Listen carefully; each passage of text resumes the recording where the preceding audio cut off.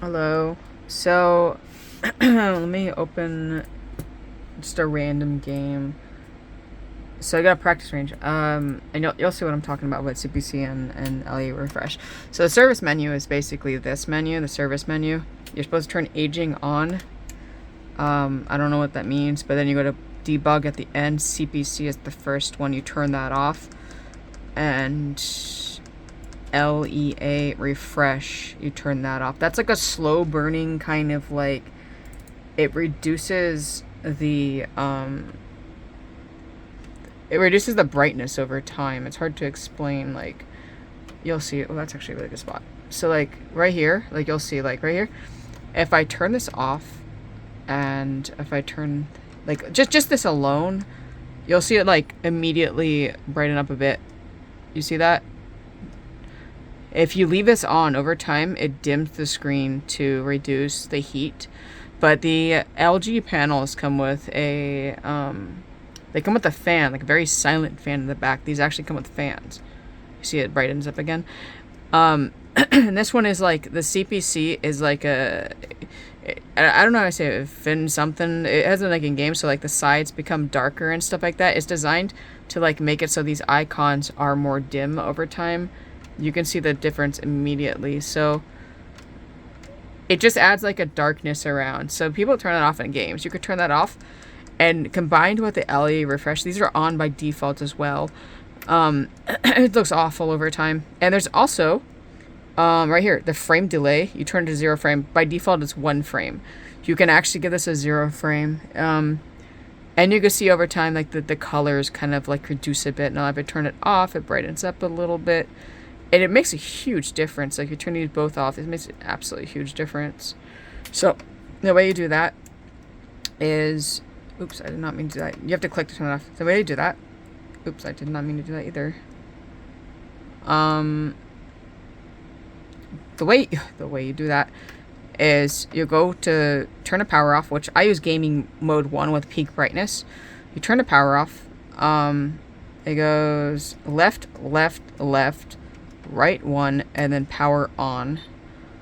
And then when you do that, you should have the service panel. You just press this, go to settings. It replaces the normal panel. Now if you want to go back and turn that off, you can just turn the monitor back off, and then you go to back to the normal settings, and you can set like these settings to like OLED cleaning and crosshair and stuff, because you can't, once you enable the service panel, you got to turn it back off and everything. But this is what I use basically. For the picture mode, I do game 1 or game 2. I do black stabilizations on 0. This is all preference. Picture adjust, brightness 100, peak brightness high, contrast 85. I do it sometimes lower. It can go all the way on 50, and you don't really notice a big difference. My sharpness is on 70. Also, I am using a custom resolution as well, because it's 24.5 inches instead. I don't have like the 27 inch going for me. I feel like also gamma mode's 1, 2, 3. I mean, it's very similar. It's just personal preference. And you know, for basically the custom resolution, in case you wanted to see, I have it on 2304 1296. I think it raises the frames like between 1080p and 1440p frames. It's pretty high.